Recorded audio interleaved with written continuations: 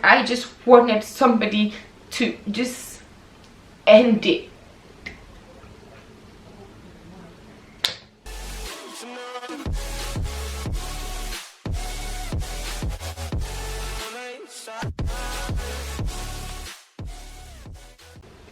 Hello everyone, welcome to my channel. My name is Miriam.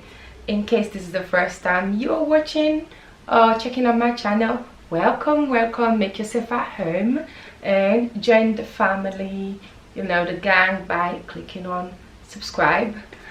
I know usually doing kind of business kind of videos, but today's video is going to be different. But nonetheless, it is just as important, maybe even more important, because today I want to talk about an issue, a condition that affects so many women, and some don't even know they have this issue, and this is endometriosis. What is endometriosis? Endometriosis is a very painful condition that also has no cure. If you don't know, I am a sickle cell sufferer. So I have sickle cell that doesn't have a cure, and I have endometriosis that doesn't have a cure. Yeah, double trouble. But this story, my story, I hope is also going to help a lot of women to kind of maybe identify whether they have this condition and get help, or if you already know you have it, I am hoping that my story will give you some sort of hope that all is not lost. And yes, it's a very painful condition with no cure or anything like that, very difficult to diagnose, treat, but there is light at the end of the tunnel for me personally. So that's what I'm gonna tell you. So what is endometriosis? Endometriosis is basically when tissues that are usually similar to the tissues that are in the uterus lining, they grow outside of the uterus. So this causes pain and really heavy or prolonged period. You also can have pain during intercourse, and also it causes infertility. And endometriosis is so common, yet so many people have never even heard the term. 1 in 10 women in the UK have endometriosis, and these are the ones that have been diagnosed, like myself. Think about the ones that have not even been diagnosed, because on average, diagnosis can take 5 to 7 years. And I know the struggle, because it took some time for me to be diagnosed, because I already had a very painful long-term, lifetime, chronic medical condition, sickle cell. And here I am again having something painful. So for a long time, they didn't even know what was wrong with me, but we'll come to that. Alright, so I've told you what endometriosis is. Who does it affect? Well, it affects women of all ages, from teenagers. You know, it can affect women of all ages. Some may identify the issue early and may be lucky enough to get early diagnosis, others don't. There are people right now living with it and they don't even know. And you may be one of these people, and this is why it's very important to know what endometriosis is. I'm also going to have on the description, I'm going to have resources, website where you can really get good information, and even stories from other people, even celebrities that have endometriosis, like Halsey, and then Tia Mowry from Tia and Tamara. She also has endometriosis, so I'm going to also include all that information. And so that is who it affects. Now, how is it even diagnosed? It's very difficult. It can be through scans, and sometimes you even have to get surgery for them to properly diagnose and see how bad yours is, especially if it's going to the point of affecting you having kids, because 1 in 3 women with endometriosis end up having issues with fertility, or maybe some even unable to have kids, and many times it's because they were not diagnosed early. So they end up going on with this, because as women, society makes it seem like it's just pain, you can manage, you're a woman, common, it's just period. Yeah, so that is it. So now I'm going to tell you my story and how my own journey with endometriosis, which has been a long journey, which still hasn't ended, you know, because it's still affecting me to this day. So for me, as I said earlier, I've got sickle cell, and which is a long time, lifetime inherited medical condition with no cure that causes a lot of pain as well. And when I was young, my sickle cell was quite bad, and I was in Africa, and by then I didn't even get proper diagnosis. Then I came over to the UK when I was 12 years of age, and then I was properly diagnosed. And for a couple of years when I got to the UK, I was okay, you know. But I remember when I first came, they did a lot of tests, and then they did a bone scan, something like that. Anyway, so that test came back that I was actually growth-wise, I was 3 years behind my age. But this meant that, you know, my own puberty was going to be delayed, and also it meant when my peers will stop growing at a certain age, I will still continue, because my body still has to catch up for that time that I had, you know, that growth is this stunt here, spout is growing up. Yeah, so I knew things were not gonna, like, in terms of puberty, it wasn't gonna come like early and normal like other people. So I became a teenager, 13, you know, happy days, I'm a teenager. Years went by, I'm like, okay. I started getting worried a bit, but again, my team reassured me that it's okay, because of the issue with your growth, you are really 3 years behind your age. So that puts me and my sister around the same age that time, growth wise. And you look at me that time, I did look like a child, even though I was a teenager. So I knew this. But then I was 15, I'm like, okay, where's my period? You know, where is it? Where are you? When are you coming? And I think it was either late 15 or early 16, my period finally came. Ooh, happy days. Normal, my period is here. I was happy, and by then I already knew everything. I didn't even like some people, like, oh my god, what's happening now? I just went to my mom's room and I was like, Mom, can I have a pad please? She's like, why? I'm like, my period has come. And my mom was happy as well, you know, happy days. It wasn't long after that, and what happened was, when I also started puberty, my sickle cell got really bad. I was in hospital more than I was in my school or my home. I spent more time. Let's say I spent like 70% of my life in hospital, and sometimes I'll be there for weeks, you know. And so my period started, and I will get this pain. When my period would start, it was like, oh my god, is this what women go through? And at first I tried to be strong. I've dealt with pain all my life, you know. I've been having pain since I was 6 years of age, because I've got sickle cell. So I tried to be strong, but it was becoming like really difficult to even get through normal tasks. When I was having my period, it was like I could barely even get up. I would be crawling on the floor, and it would trigger my sickle cell. So I'll go into hospital complaining. They'll be like, it's just your period triggering your sickle cell.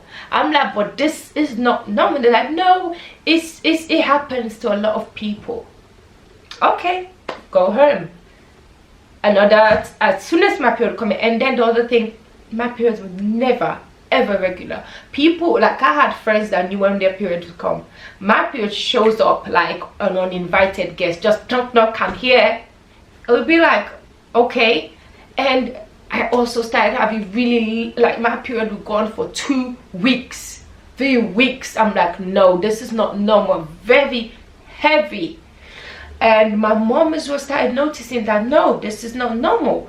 I would not be able to even go to school or do anything. My mom's like, something's wrong. And we started telling my doctors.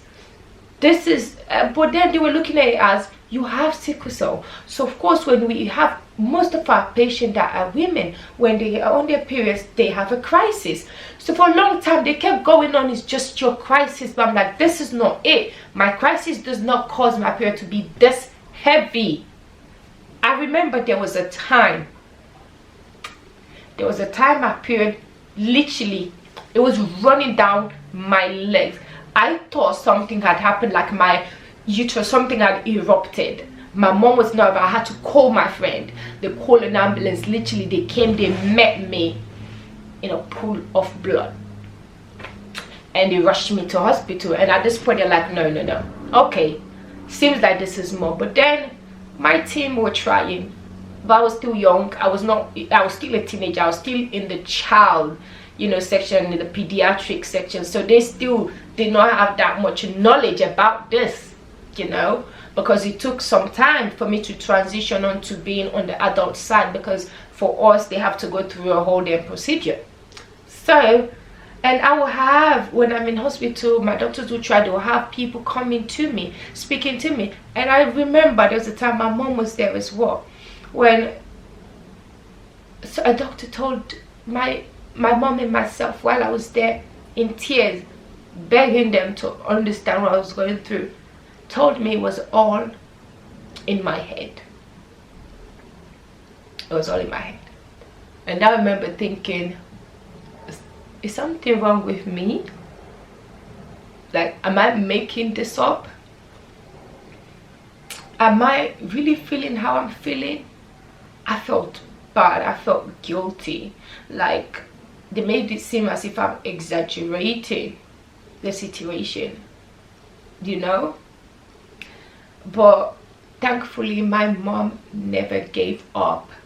Eventually, they put me on contraceptive pills. They said, you know, this might help. But I was a virgin that time. I was like, okay, try the pills, it didn't work. They changed it to the depot injection. Try that, didn't work. Then they said I needed to have a coil. At this point, I was a virgin. And I'll never forget that experience of getting that coil. I laid on that bed crying and screaming my mom's name. Like, having something so invasive. I always, you know, me and my mom always talk about this, that I was, you know, virginated in the hospital, literally, because they had to come and fit in a coil inside of me while I was still a virgin. That pain, it was so painful. When we were going home, I could not sit in the cab. I had to lie down in the car. I had to lie down. When we got home, then my mom had to put me in a wheelchair to get me to the vehicle. Then when we got home, my mom literally had to carry me because I was in so much pain. And this went on for a while, and we kept pushing and pushing. So they referred me finally to go and see the gynecologist. I was at school at this time.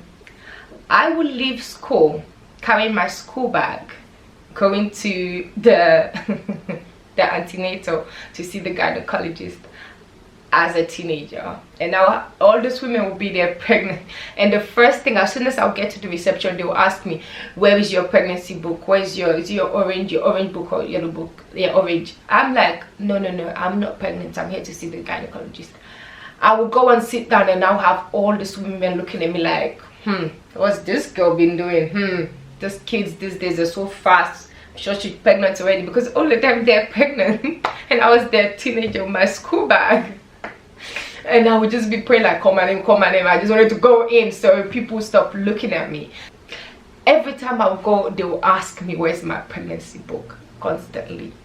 So this went on for some time. I was seeing gynecologist, having scans, and finally I went to see one of the specialist or consultant gynecologist. And well, at first, before even they ever diagnosed me, I've been diagnosed with polycystic ovaries, misdiagnosed, and so many other things, irritable bowel syndrome. I've been diagnosed with so many different things in between, trying to find out what was wrong with me, things I did not have, you know. But after years and years of pushing and really trying to get people to see my pain, I'm already dealing with a condition daily that causes me pain, and here I am dealing with something else on top of it. Even at school, when I was even in sixth form in college, people, you know, other people in school be like, it's just your period, the minute it starts I have to go home. I cannot stand, sit down. There are times, I remember one time I went to the hospital, I could not even lay on the bed. I could not lay on the bed. It felt like my pelvic was about, like I just wanted somebody to just end it, because I was in excruciating pain. It will not just be from the endometriosis, it will be pain from my sickle and endometriosis joined together, and it was hell. For a time it was hell. I'll have all sort of things, but finally after many scans and this and that, I was diagnosed with endometriosis. I was put on different medications as well as the contraception. You know, I had a coil for a long time. They'll change it, they'll do this, do that, you know. Sometimes you get better a bit and then it will pick up and get really bad. So at the age of 23, my endometriosis got really bad. At that time I had finished university, living by myself, so now I was alone dealing with this debilitating pain, well, double pain from both my conditions, being on painkillers, being unable to do anything, being unable to work because of both of these conditions literally taking over my life. I just wanted to take back the power and be in control. And so they suggested for me to have, well, they suggested that I needed to do this treatment. It's called Zolidex.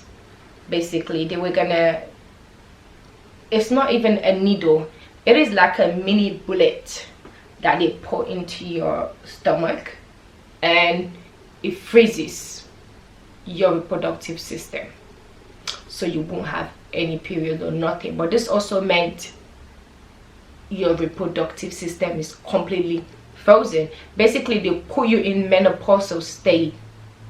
Yeah, they push your body like to menopause state for it not to produce eggs or anything, and for you not to have periods. I was at the age of 23 experiencing menopause symptoms. I would get the hot flushes, I would get everything. Imagine at that time, I don't know even if my mom was fully even into menopause, and I was experiencing all of this. I would have the hot flushes, all the symptoms as a 23-year-old. It was hard. And then on top of that, I was told the chances of me having a child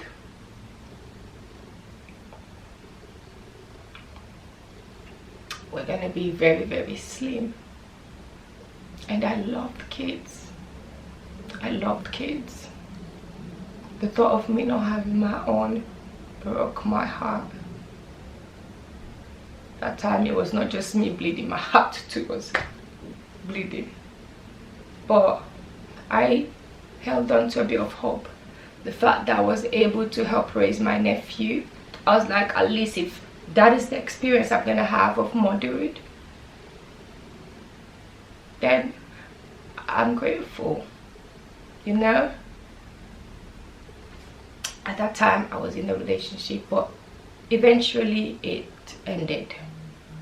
And then I met my husband now. So when I met my husband, I'd come off the Zolidex, because obviously it's something that freezes your reproductive system. The longer you do it, the more effect it's going to have on you not being able to have kids. So I told them, you know what, I'm gonna take my chances, have the pain, because for me not to be able to ever have my own child, I'm already in pain anyway all the time. So, and I was still having pain. The period won't come, but I will have the pain. I was like, how is this possible? How is this possible? And my own period this pain does not start when my period starts. The pain will start days before, and it will continue days after my periods would have ended. So I was like, you know what, I need to stop this. I'm young, and at this time I remember my mom was like, she was even considering saving to go for private. My family were thinking, you know, but we didn't have the money. What about, you know, we had thinking about the option, what about if I freeze my eggs? We don't have the money for that. We don't have the resources for that. Even I remember my sister, she's like, don't worry, if I need to be your surrogate, I'll do that. Even my grandma, may her soul rest in peace.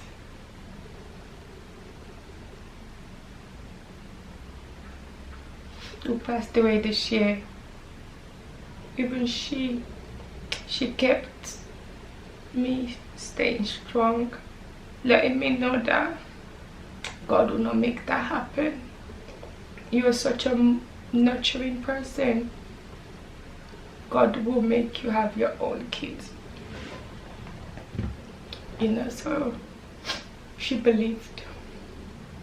But it was hard for me too. It was hard for me too. So when I met my now husband, we met, you know, at that time I was 25 years of age. We met, and I'd stopped. I was not on the Zolidex at this time, I was on the pills. So when we met, we just had so much in common. We just like instantly clicked, became inseparable. And he kept telling me he wanted to be with me. I was like, you don't want this. You don't want to have to deal with everything, you know, the baggage that comes with being with me. You won't be able to handle it. But eventually he kept pushing, and one time I was in hospital. I didn't even tell him I was in hospital. But as soon as I picked up the phone and I said hello, I kept ignoring him, kept calling. I was like, hello. He knew I was in hospital. Just like, where are you? I was like, don't worry, I'm okay. Where are you? I'm coming. What do you want me to bring? So he got me McDonalds, came to the hospital, and he kept insisting that, so when are you gonna give me an answer? I was like, look, if you can see me in this state in the hospital, I'll put a picture somewhere with oxygen and all this. If he can meet me in the state and still want to be with me, then maybe he'll be able to deal with this. So I was like, okay, let's give it a go, you know. And pretty soon we just were so, just like magnet, we just clicked, and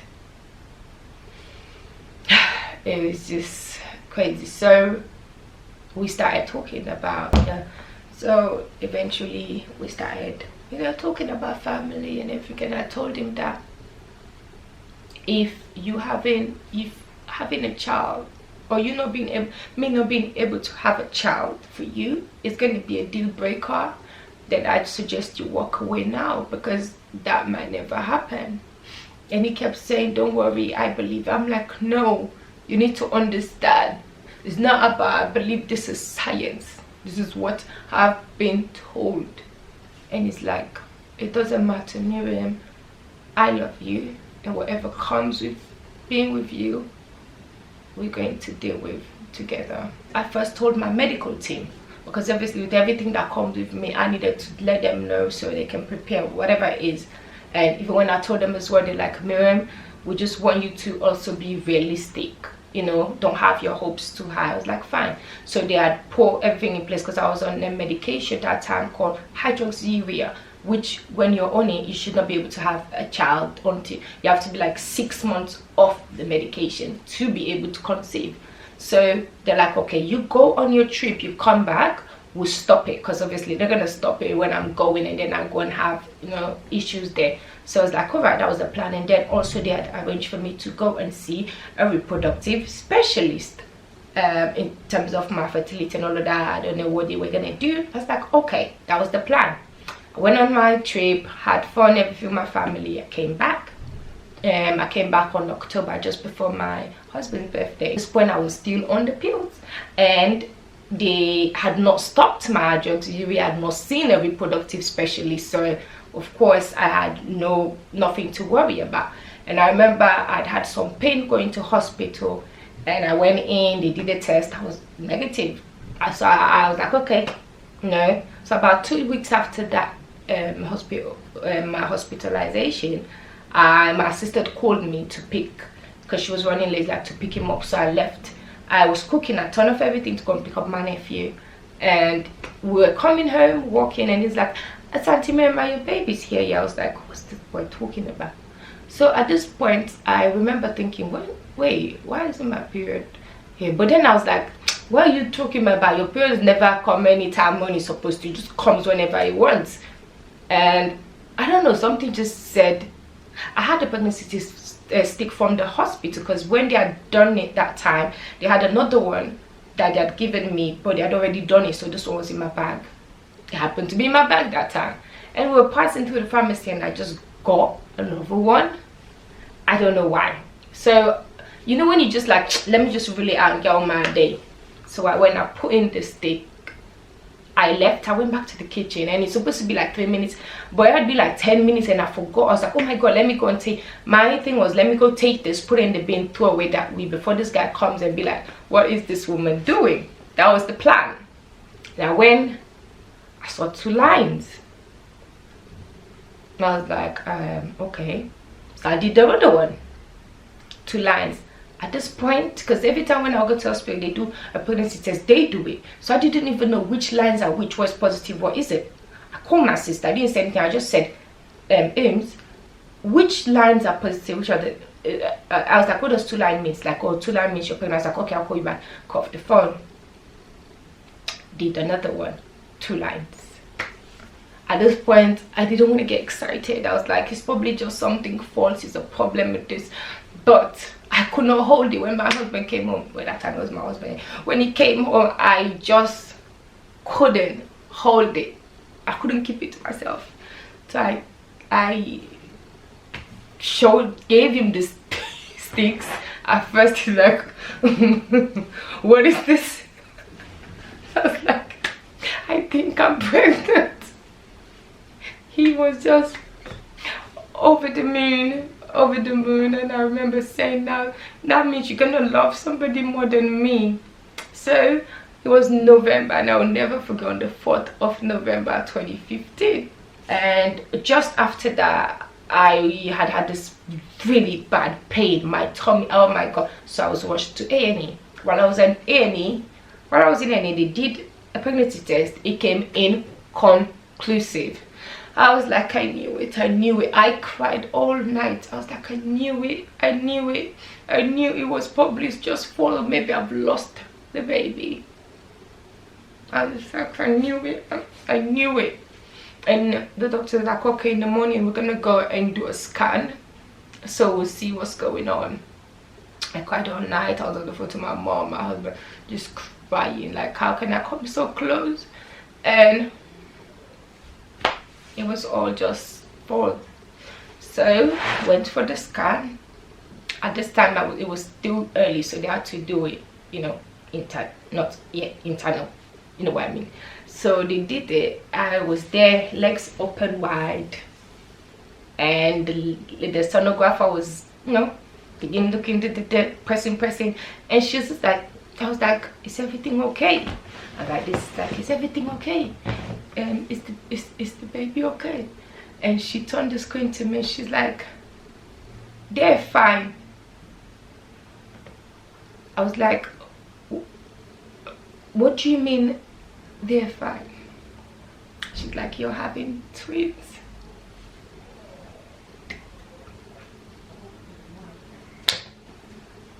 At this time I didn't know whether to cry, laugh, scream. She left me. 5 minutes, legs still spread. She came back, my legs are still spread, and she's like, you can get dressed. I was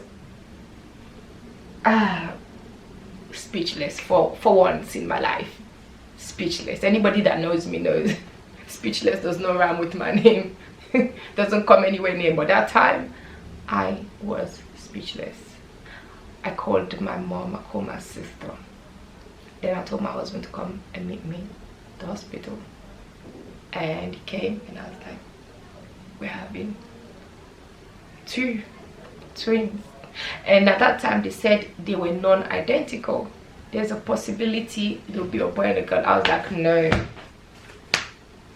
I didn't even pinch myself. I was slapping myself.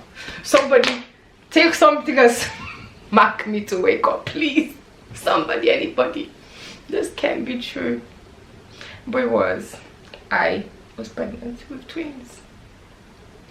While I was still on contraception, while I was not off hydroxyurea, I had not seen the gynecologist yet.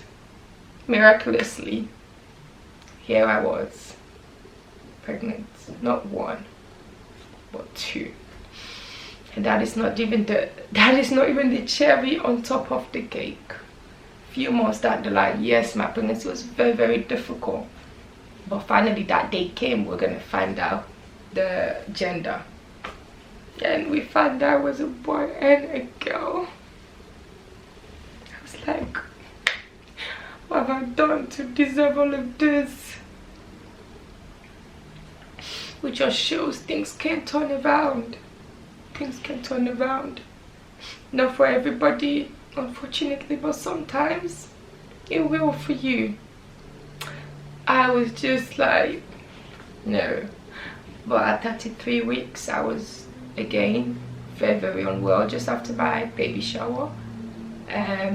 Because the plan was they were gonna like induce my labor at 37 weeks or so, you know, because of my condition and everything, and it was gonna be natural.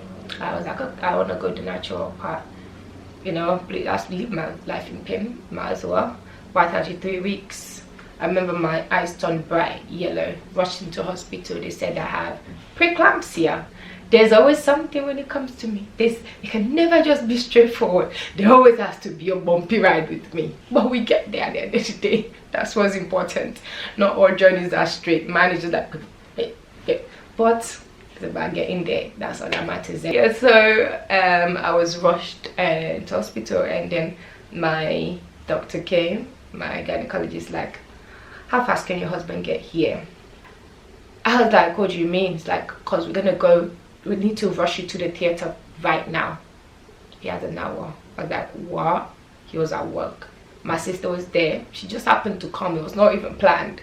Sister called my husband, like, Mim's is gonna go into, like, they're gonna deliver the babies today. We rushed into, thankfully came on time. We rushed into theater. They delivered the babies, both of them.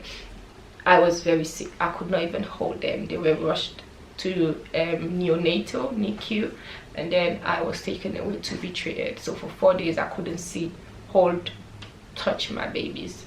But after I got stronger, after 4 days of delivery, finally I was able to go and see them. And when I went there, they were in the incubator. They were crying, and I took them, I held them, and it just went quiet, peaceful. I put my finger, that's my finger. I was a mom. I was a mom of not 1 but 2.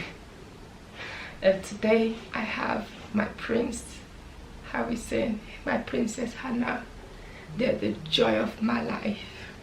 And I'm saying this story to you to just give you hope, awareness, you know, and for you to know what some people go through, and that if you're going through the journey, don't give up.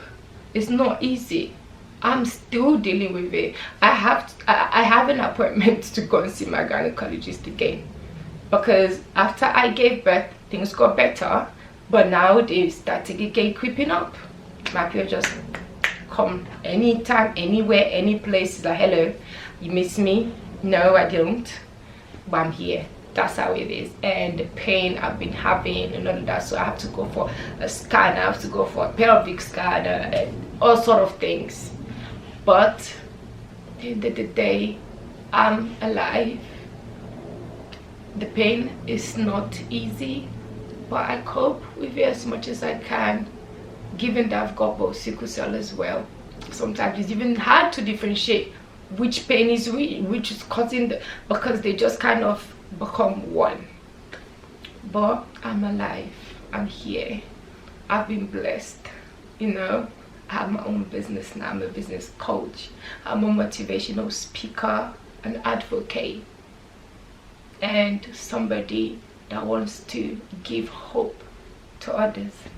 And I hope this story will do that for you. It is not an easy road. There definitely needs to be done when it comes to endometriosis. We need faster diagnosis.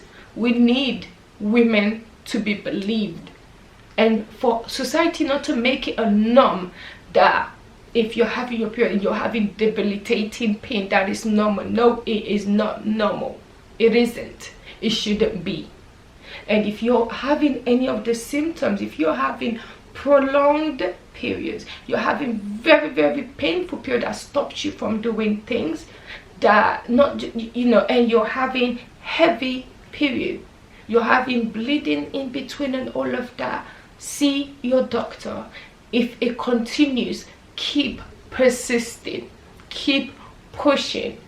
If one person doesn't listen, try and get to see another person. I've seen so many doctors I can't count anymore, but I keep pushing, because maybe something might help, and more needs to be done. Research, treatment, because this is something that is so common, and you that's watching this might have this, know somebody who does, or maybe know somebody, or you yourself don't even know you have it. But if you are experiencing those symptoms all the time, see your doctor, see your GP, ask for them to do investigation, because it is not okay for somebody to keep suffering in silence, you know, to be suffering invisible pain in silence. If your pain is so bad you're needing to go into a hospital during your period, that is not normal. Yes, people get cramps, that is normal, but when you are having debilitating pain, it is not okay. And try and see somebody. I hope this will help to inspire, encourage, and give you hope. Not every story turns out like my own. Unfortunately, some women don't get that joy. So we all need to understand this society and do more. I've listed information down below to help you, that will give you more information. And please feel free to comment, send me a message. I'll put all my links there. If you just want somebody that understands us, that you can talk to, I'm an open book.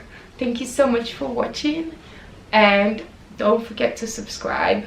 And yeah, this is not the normal cheerful, but we need to be real. This is something, it's been in news recently, and it's something I've been meaning to talk about for a while, and we need changes. We really do. Thank you so much for watching, and don't forget again to like, comment, subscribe, all the rest, and have a blessed day, month, year, week. I know we're going through a lot, but stay strong, stay safe.